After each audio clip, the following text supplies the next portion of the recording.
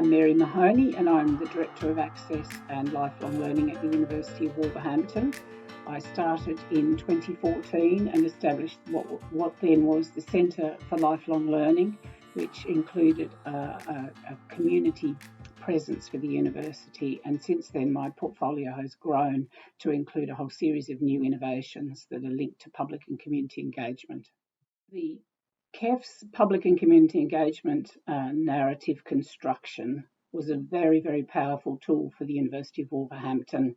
It enabled us to come together as an institution to formalise what we do, how we do it on a daily basis in a way that we'd never been able to do before. It was the process of telling the story for us was just as important as the nature of the story we had to tell. So this presentation is going to concentrate on those two strands, what we said we did, but also the power that the narrative produced for us as an institution. The University of Wolverhampton has a very, very strong sense of its place, and the pandemic has made a sense of place even greater, because Wolverhampton in particular, it has been incredibly adversely affected by the pandemic. It is one of the worst affected places in the country, and at the moment we're sitting on the top of adult and youth unemployment. So our place really, really matters, and it influences the university in a reciprocal way, but also we influence it. We are an anchor institution. We have an embedded understanding of our role in place and the role that the university, through learning and knowledge, plays in transforming the social and economic profile of its place. Unfortunately, the story is not quite that simple, because the university has multiple sites. It isn't just the university in Wolverhampton, it's also the university in Telford, the university in Walsall. And we have, since I started at Wolverhampton in 2014, we have a series of regional locations as well. So through our work as a Centre for Lifelong Learning, we have developed a distributed model of learning by taking learning into communities to assist them to grow and change. So each of the regional learning centres also plays an incredible role, but at the heart of that is this need to deal with the problems that, or the challenges that location faces, and to play our role as a knowledge generator, a knowledge producer, but also a reciprocal partner in transforming that place. And so the university does a series of different things like these to innovate, to create infrastructure that's necessary, invests in people, and also creates a kind of infrastructure story which is very, very complex and incredibly embedded in our journey. So the power of lifelong learning has been used by Wolverhampton, probably not explicitly, but more tacitly, to generate the public and community engagement strand through a whole series of activities. And our KEF submission focused on the way in which that engagement occurs, the way in which we use knowledge, the knowledge that our academics have to support the growth and change in place, the transformation of that place, and the way in which partnership working and mutual respect for our partners and our role plays in that activity.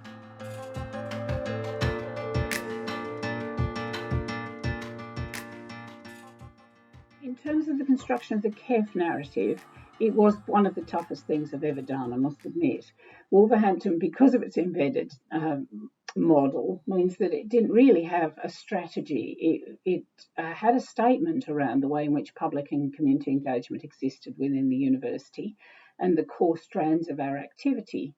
But when we came to produce the narrative and the structure that was required in the KEF submission, it became evident that there was a lot more to our embedded model that had not been articulated. And so we also wanted to talk about the ways in which public and community engagement operate, the nature of the different communities and the publics. So we were able to define who we were talking about, starting with our own massive community of students and staff. 75 to 80% of our students come from within 25-mile radius of the university, and they go back and work there. So our own constituency of staff and students was vital to the story. So in our KEF submission, if you have a look at it, you'll see we've produced a model which starts at the point of who we are as an institution and who our communities are, and then how we also then interact with the broader constituencies outside of that. The other thing we hadn't done was describe the nature of the relationships and the way in which we did engage with public and community. And we chose 4 case studies to tell the story. And we also used every opportunity to bring our submission alive by using photographs to show how it really looks on the ground, both in terms of the investment, the infrastructure that we've created, the artefacts we produce, which are of great public good, but also the engagement levels. And I think that for me, the lovely part of our story was in the narrative was through the photographs.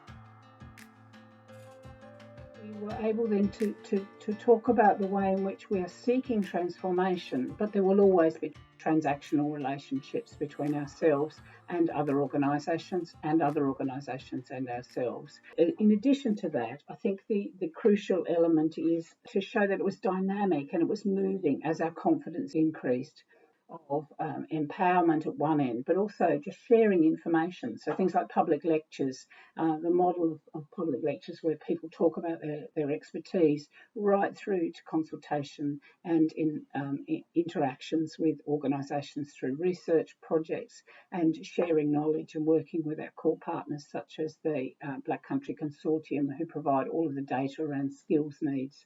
So it was a very, very complex picture, not helped by the embedded nature of it, but in so doing, the creation of the KEF narrative statement gave us an enormous sense of confidence and pride in the approach that we take and the distinctiveness of Wolverhampton's model nationally, and the crucial role that lifelong learning is playing, and assuming that learning and education sit at the basis of every new development.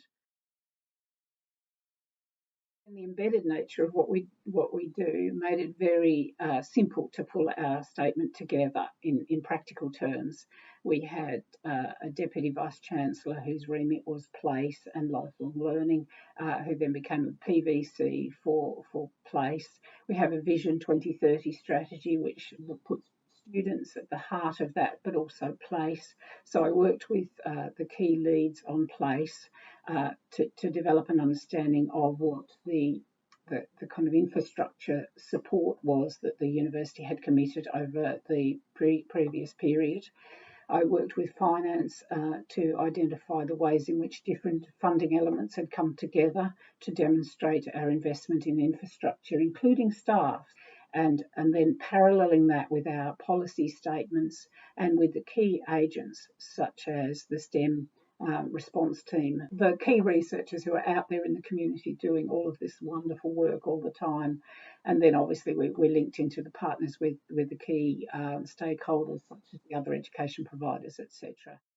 The scoring was done by a peer review process about where we felt we were. We did feel we were better at the kind of core elements of strategy and support and activity ends, and less around the way if we weren't good at describing the model ourselves to ourselves, then we weren't good at reflective practice.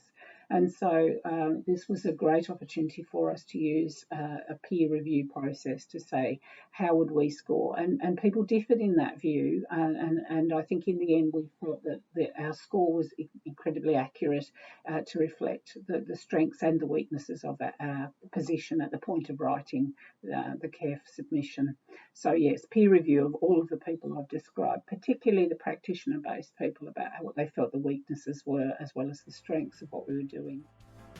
So it was just a magic process of pulling all this together, and as I said a moment ago, the transformational confidence that it has produced for the institution is just marvellous. So we now have the model, and my job is to create the strategy. So we're writing the strategy after the effect, which is just a way of pulling out of that embedded model the core elements and where we go next as well.